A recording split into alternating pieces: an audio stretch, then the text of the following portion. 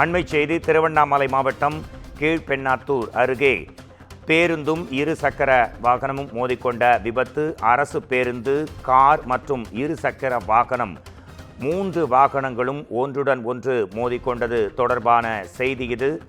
இதில் ஒருவருக்கு காயம் ஏற்பட்டு மருத்துவமனையில் அனுமதிக்கப்பட்டிருக்கும் செய்தி அண்மை செய்தியாக வந்திருக்கிறது. இருசக்கர வாகனத்தில் சென்ற இளைஞர் புகழேந்தி காயமடைந்து மருத்துவமனையில் அனுமதிக்கப்பட்டிருக்கிறார். இது குறித்து நமது குமுதம் செய்தியாளர் கிரண் தரும் உடனடி தகவல்களை கேட்கலாம். அரசு பேருந்து, கார், இருசக்கர வாகனம் 3 மோதிக்கொண்டதில் ஒருவர் காயமடைந்திருக்கிறார் என்ற செய்தி எங்களுக்கு கிடைத்திருக்கிறது. உங்கள் தரப்பு செய்திகளை தரலாம். கிரண், உங்களுக்கான நேரம். வணக்கம் மோகன்ராஜ்.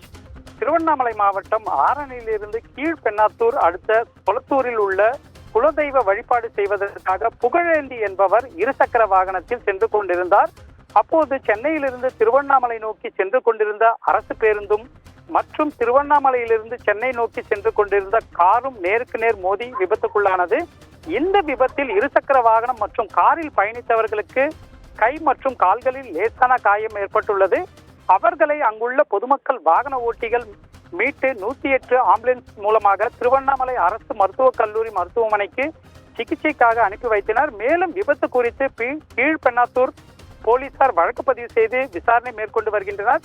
காரும் அரசு பேருந்தும் மோதிக்கொண்ட விபத்தில் அப்பகுதியில் பெரும் பரபரப்பை ஏற்படுத்தியுள்ளது. மேலும் இந்த விபத்தின் காரணமாக அப்பகுதியில் சிறிது நேரம் போக்குவரத்தானது பாதிப்பு ஏற்பட்டுள்ளது. மோகன்ராஜ், உங்கள் தகவல்களுக்கு நன்றி கிரண்.